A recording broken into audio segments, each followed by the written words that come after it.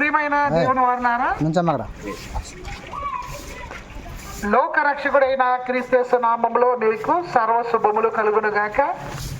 మరి మన బల్లిపాడు గ్రామంలో ఇలా సంచరిస్తూ ప్రభువును గురించిన కొన్ని సంగతులు మీకు చెప్పి వెళ్ళిపోతామండి.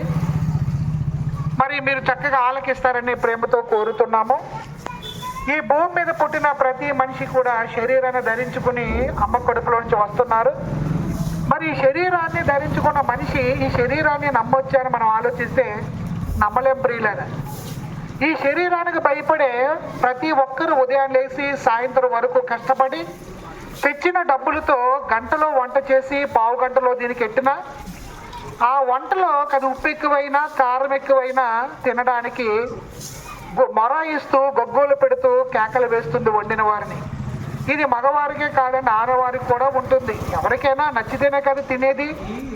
ఎండలోనూ వానలోనూ చలిలోనూ దివారాత్రులు పనిచేసి కష్టపడిన డబ్బులతో ఈ దేహాన్ని పెంచుకోవడానికి పోషించుకోవడానికి లోకమంతా కష్టపడుతుంది.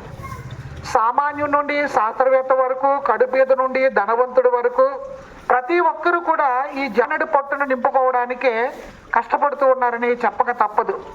అందుకే కోటి విద్యలు కూటి కొరకే అని సామెత కూడా మనకు పుట్టింది ప్రియులారా. మరి ఎందుకు ఈ శరీరానికి ఇలా భయపడుతున్నాడు అండి? తన కన్నా దేవుడి కన్నా తన కలిగి ఉన్న కడుపుకే మనిషి భయపడుతున్నాడని చెప్పక తప్పదు. ఎందుకంటే దాని విషయం గురించి ఆలోచిస్తూ ఉంటాడు ప్రియులారా. చాలా మంది అంటారు, కొత్తగా పెళ్ళైనప్పుడు తన భర్తను తన భార్య కొంగును ముడేసుకుంది అని అంటారు. కాబట్టి ప్రతి ఒక్కరూ శరీరం అనే ముడిలో చిక్కుపడి ఉన్నారు ప్రియులారా, కదండి? అవుననే చెప్పాలి. మనం ఒకసారి ఆలోచిస్తే ఈ మనిషి చావు దినానికి వెళ్ళి ఒకసారి ఆలోచిస్తే ఈ శరీరంతో మనం సాధించినవి ఏముంటాయో ఒకసారి ఆలోచించండి. మనం చదువుకున్న విద్య, అది బిఏ, ఎంఏ, ఎంకామ్, ఏదైనా సరే, మనం చేస్తున్న ఉద్యోగం, అది ఐఏఎస్ అయినా ఐపీఎస్ అయినా కావండి, మనకున్న ఊరు పేరు, మనకున్న పదవి, మనకున్న అధికారం, మనకున్న డబ్బు ఏది కూడా మనతో రాదు. కనీసం పూచిక పుల్ల కూడా మనం ఈ ఊరు ఇక్కడి నుండి తీసుకువెళ్ళాం. తల్లి గర్భంలో నుండి మనం దిగంబరులుగా వచ్చాము, మళ్ళీ దిగంబరిగానే ఈ లోకాన్ని విడిచి మనం వెళ్ళిపోతాం ప్రియులారా. ఇంతకాలం ఈ శరీరాన్ని దానికి కాసిని పెట్టి పెంచి పోషిస్తున్న ప్రియులారా, మనది మన ప్రియమైన ఈ శరీరమే మనది కాకుండా వెళ్ళిపోతుంది ప్రియులారా. ఏమండి? అందుకే లేఖనం అంటుంది, ఆత్మే జీవింపు చేయుచున్నది, శరీరము కేవలం నిష్ప్రయోజనం. ఆత్మ నీలో ఉంటేనే నువ్వు చూడగలవు, మాట్లాడగలవు, పని చేసుకోగలవు. అది నీలో నుండి వెళ్ళిపోగానే నువ్వు శవానం అంటారు కానీ సారు అనరు ప్రియులారా.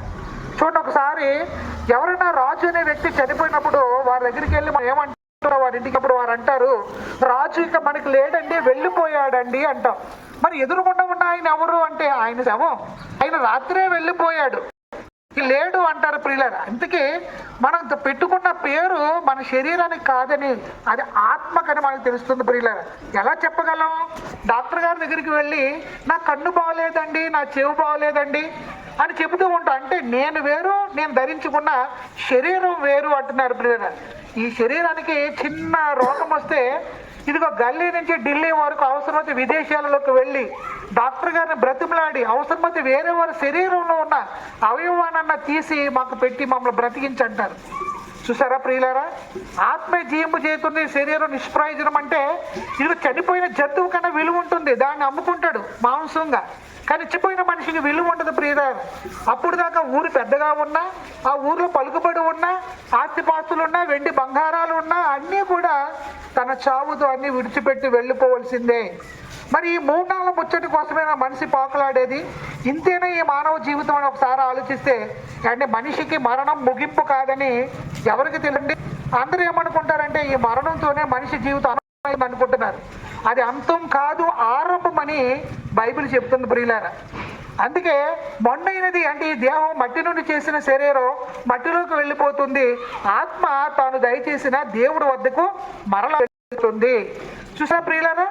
ఈ దేహాన్ని ఎక్కడికి వెళ్తుంది? సాంప్రదాయాల ప్రకారం మట్టి గోతులకు కట్టెల మీద వెళ్ళిపోయి పోతాల్లో కలిసిపోతుంది. కానీ ఆత్మ ఎప్పుడో వెళ్ళిపోతుంది ప్రియులారా. మనల్ని ఇంకా ఊరి చివరున్న శ్మశానంలోనికి లేదా కాటిలోనికి తీసుకువెళ్లకుండానే, మన బంధువులు మన పిల్లలు రాకముందే మన ఆత్మ ఎప్పుడో వెళ్ళిపోతుంది ప్రియులారా. అది మనకి తెలియదు. మరి ఆత్మ జీవింపు చేస్తుంది కదా, దాని గురించి ఎవ్వరూ ఆలోచించడం లేదు. కానీ మధ్యలో మనల్ని వదిలేసి ఈ దేహం గురించి ఆలోచిస్తున్నారు. ఈ దేహం ఎంత మాయిస్తుంది అంటే మనల్ని అర్ధాంతరంగా వదిలి వెళ్ళిపోతుంది ప్రియులారా. కానీ శరీరంతో చేసిన ప్రతి పనికి కూడా రేపొద్దున దేవుడికి లెక్కలు చెప్పాలి. మనం చూడండి, ఎవరికైనా ఏదైనా ఒక వస్తువు ఇచ్చామనుకో, దాని జాగ్రత్తలు చెప్పి ఇస్తూ ఉంటాం. ఎందుకు? మనం ఎలా ఇచ్చామో ఆ వస్తువు మనకి ఇవ్వాలి. ఒక కొత్త బండి ఇచ్చి మళ్ళీ అదే విధంగా తేవాలి, దాన్ని పౌటి యాక్సిడెంట్ చేసేస్తే మనం తీసుకున్న ప్రియులారా.